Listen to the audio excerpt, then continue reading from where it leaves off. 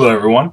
I'm going to do a quick match review of a sealed game that I'm doing right now. This is Hour of Devastation AMK competitive sealed. I've done 3 games so far. I'm 3-0, but I wanted to kind of walk back and walk through the first game I played with this deck. Because it was just very interesting. I ended up trying to share a lot of my matches with my friend Disdains, but I'm very bad at describing how the games actually went. So whenever I find a close one, I'm probably going to try to do a review like this where I walk back the decisions I made and create a video so that he can watch it and so he can comment on things I could have done to improve. It was very, very close, and I'm not sure if there are plays I could have made or things I could have watched out for that would have improved my odds to win. And it's also really kind of fun to go through in a new set and kind of review games you've played. A lot of the texture is different. I did not play a huge amount of the original AMK, but I knew enough of the format that it definitely, in my opinion, shifted a little bit, or shifted a lot, especially with the addition of the gods. Those gods are pretty ridiculous. Anyway, so this is a deck that I made. My sealed pool was a little light on things in other colors in terms of rares. A Glorious End is... I had 3 mythics: Cruel Reality, Overwhelming Splendor, and Glorious End. None of these really play well with each other. And I would play a couple games with Overwhelming Splendor, and hitting 8 is pretty difficult to do. You're kind of expected to hit 6 lands that you can use cards like Steadfast Sentinel, so you can use Eternalize. It's a 6 mana cost. So getting to 7 is a little bit of an extra step, but 8 tends to be pretty difficult to get unless you're really dedicated to getting there. Captain Last Word's pretty good. But anyway, so what I ended up building, I basically threw every single white card except for Overwhelming Splendor in this deck and took my pick of the black ones. So there's a couple big cards highlight. So Angel of Condemnation, able to tap and exile creatures. This is great for all the different Eternalized tokens. It's also great because you can just basically banish any card if you use Exert. Another interesting card that I was playing around with was Steward of Solidarity. Exert, create a 1/1 token with Vigilance is really cool. You can just sit there and just dump out 1/1 tokens. The card that really comes with this is these 2 Dauntless Avens. Whenever Dauntless Aven attacks, untap target creature you control. So like curving out Steward of Solidarity into Dauntless Aven basically means you could like exert every turn. And if you have both mount in the field, you can double exert. Which is just really powerful, just a really great token making the machine. Also works with the Angel in terms of being able to just exile multiple things. I also had some nice zombie synergy in Wayward Servant and Unraveling Mummy, which caused me to put in these Carrion Screechers, makes my Eternalized guys a little better. And some of my other Embalmed creatures. The last kind of thing that was interesting was I had these Ifrit Deadland, which I think is the best one of the cycle. I can sacrifice a desert, put 2 -1/-1 counters on a creature. The combination I have is I have Desert of the True and this Dunes of the Dead. So this Dunes of the Dead is especially good because I can sacrifice it as a desert, put -2/-2 on a creature, and create a 2/2 zombie. So that's kind of the deck. I'm going to go into the match I played. Disdains, feel free to comment or get back to me. I felt this is a pretty interesting match, and if you have any thoughts on it, it'd be great. Start out. Still getting used to how this goes. I think this is step 3. Alright, so opening hand, had 3 lands. I had the curve I really wanted with Steward of Solidarity into Dauntless Aven to start creating a huge amount of tokens. I felt that by itself is just a great way to start. So as I'm going through, I was able to get out Steward of Solidarity.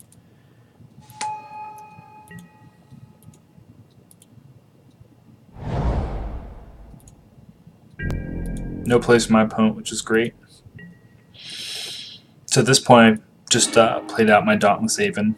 I'm getting lands. I'm progressing. I figured I'd just chuck in for 2. Get 2 damage in, then next turn I could attack and exert. That goes a little fast there.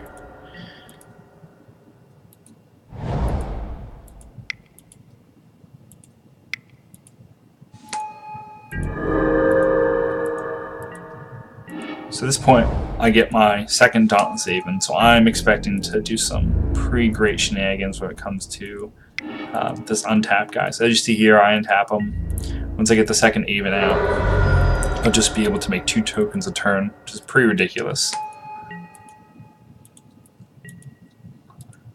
And unfortunately here, our dreams are squashed by a Cartouche of Strength.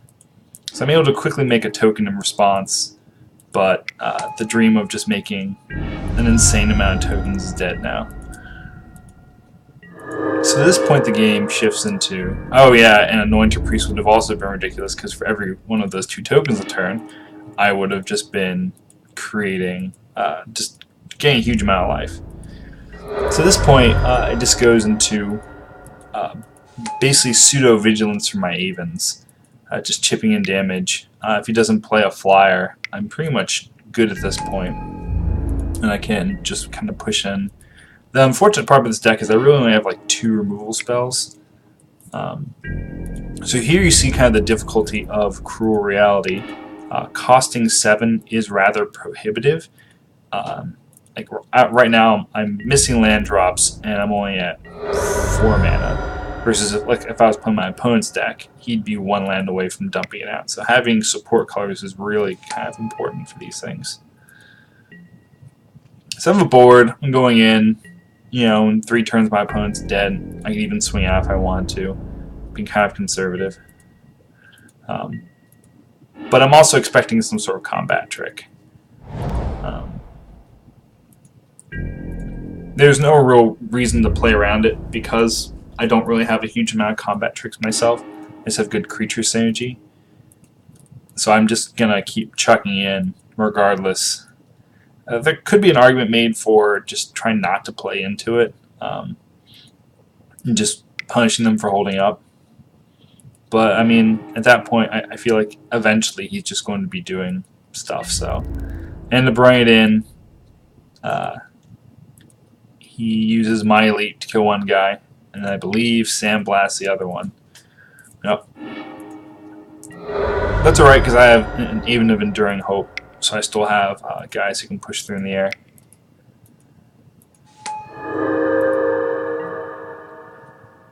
And at this point I can get out my Scrounger of Sands. So I'm still looking pretty good. It's hard for him to attack through. He has a 1 guy with trample, but I can double block a lot of things.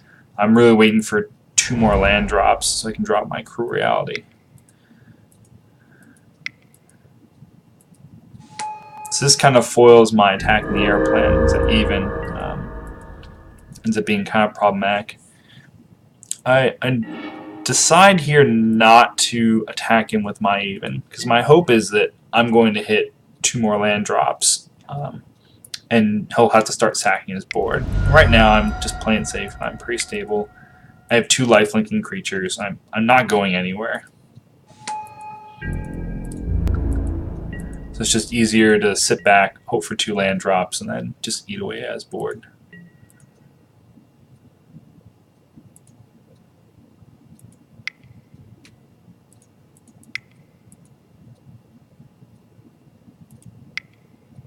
If I could slow the speed down.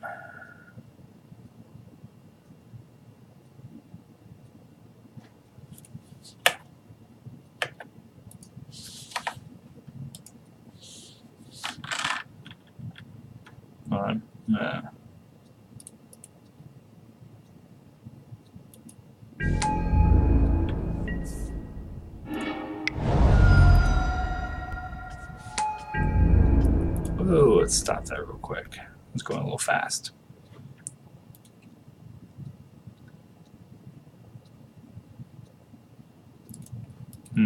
Alright, well, I'll go and figure out different speed stuff later on. Anyway, so he plays the Hydra. So at this point I can get my second black source. That opens up a lot of things. And I'm still trying not to be aggressive because I don't think I can finish him off, and I feel like I have more of an advantage just waiting to see what he's going to do next.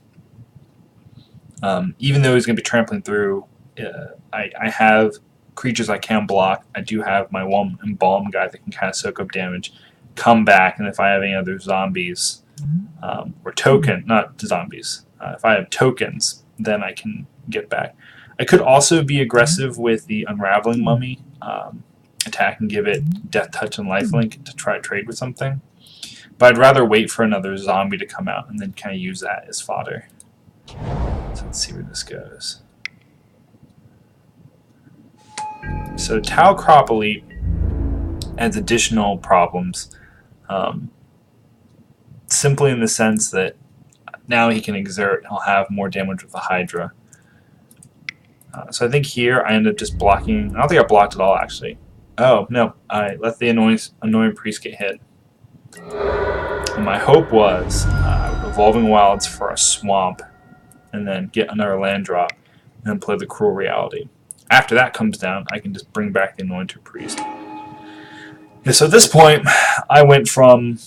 This Trampler was really ruining my day because I could just throw soldiers in the way of things and kind of stabilize the board. But a 6/6 Trampler eats any two of my creatures, unless I want to sacrifice the flyer, which I really didn't want to do. I really wanted to try to punish anything that came through in the air. So I got my swamp, and here I got Daru's Renunciation. I thought about cycling it to try to find another land, but I think I decided the better course of action would be to bring back my Embalm guy, pass, and then at his upkeep, tap down his two largest creatures to disincentivize him from attacking, which he didn't do. So still haven't hit that last land drop.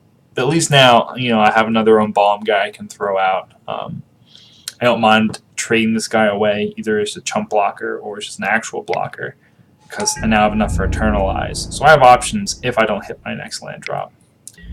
So here he comes through.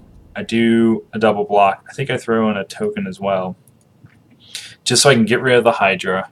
That way it comes back as a token. I will admit at this point I'm actually not playing... I'm not familiar enough with my deck to think of any good outs that are out. I'm really just focusing on mitigating the amount of damage I'm taking so that I can get Cruel Reality out. There could have been an argument for trying for not using the Scrounger of Souls and using the Solidary Camel, because Souls is a better blocker, and then it would kill my Sentinel, allowing me to Eternalize it. So going back, I probably would have kept the Scrounger back because it holds back a lot of the 3-power stuff and threw the Camel out instead.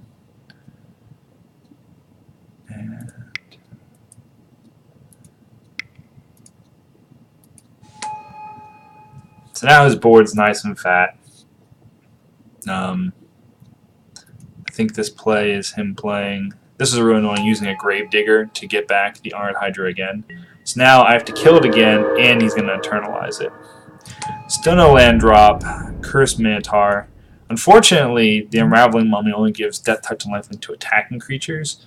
So there could be an argument for trying to attack with this guy and try to gain some, gain some of the life back and kill 2 creatures if he decides to block. That ended up getting kind of foiled here.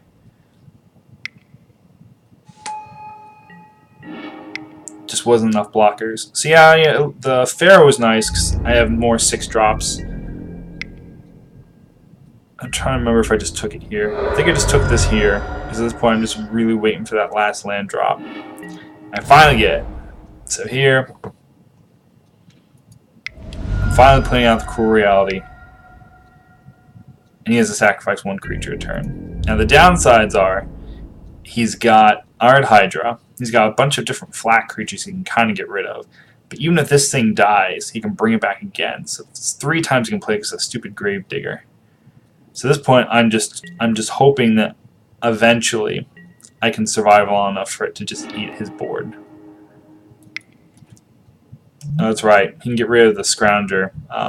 This was a play that I had forgotten he could do, so I didn't realize he gained life the first time off of it. Just being able to come back and gain 4 extra life really put me out of the way of being able to attack. So he brings it back, gains 4 life. At this point, I think I ended up deciding to trade for it, making the correct camel play so I could get my Eternalized guy back.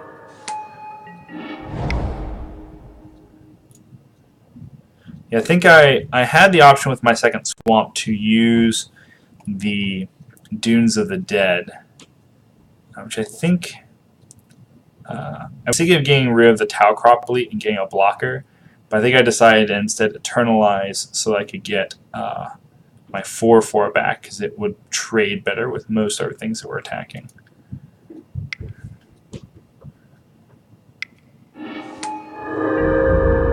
Gain life, get back Sentinel. At this point, I'm really just trying to stabilize. Let's see. So I'll pause after I do these blocks. So here we go. So my blocking process was I could throw. I have 2 flyers. There is no argument for swapping these. I'll go into later. So the whole idea was I was trying to mitigate how much damage I was taking while also being able to kill as many creatures as humanly possible, so that any creature I kill is one more creature that he has got to sacrifice at the beginning of the next turn. So I could have tried to kill the Hydra, but I'm hoping that I'd have to lose 2 creatures to this, and it'd be 2 fairly big creatures, whereas I'm hoping that I can just have that be the last thing that gets sacrificed. There could be an argument for swapping these to kill the bird and just chump block here, but because this would be exerted, I think my thought process was, because it's exerted, he's just going to sacrifice it right off the bat, and it's not going to affect will he swing back to me. So I trade here, it's just going to block here and block here to mitigate my damage. So I would take 13, I take 12, and go down to 7. And then here, this would get rid of one of these creatures and give me one of them back. I don't really know which it would be, but I just wanted one of them. Hi, Lucy. You found a choo-choo train? Wow. That looks great down there. All right, I'm recording something, but it's fine. Lucy, oh, you're running around. All right, so trades happen. Post-combat, I'm left with 2 creatures, and he's got 7/7, the 5, so the 6/6, the 5/5, the 5/4, this 1/1, and a 3/2. So my next decision-making process was obviously he's going to sack the frilled Rootwalla, but I want to get something a lot bigger. So I think what I ended up doing was using the Ifrit Deadlands to kill this and create 2/2. So I can string out how long I'm staying alive. So now he's, instead of getting to sacrifice just a measly 2/2, he had to sacrifice an actual, a 1/1, he had to sacrifice an actual creature. So now he's just back to his big baddies. This was actually a pretty clutch moment, I think, in the game, where I had to decide how to block. So my options here were I could have done this 4/4 and the 2/2 to get rid of the Hydra. But then my problem was that this Cursed Minotaur, it would kill both of those creatures, and to not die, I would also lose my only other blocker. So I'd lose all of my blockers, and he'd have 2 creatures left, which I think is kind of what he was banking on. I'm not sure. This way, I still lose all of my creatures, but he has 2. But he loses both his creatures, and he has only 1 left. If you remember, because with the Cruel Reality, he's losing 1 creature a turn. So I have 2 outs for this. This would put me out. So if I died the one way, I would be taking 4 damage, and I'd go down to 3. And then my hope would be he would lose the Hydra, be left with these two guys. He would sacrifice this guy, and then I would if I didn't have any better draws, I would just sacrifice this land, put -2/-2 counters, which would still give him lethal and would kill me. So I decided to double block here, hope that either he didn't have a creature play, or he had something that only had 2 power that I could snipe with my land, and make it so that he had to sacrifice the Hydra. I think this was the right play. I think that it was really risky to sit back and be like, all right, I'm going to go to 1 health here. If he has a pump spell or anything, I'm literally dead. Whereas if I block another way, I can only take 4 damage, and that gets me away from a lot of the +2/+2 pump spells.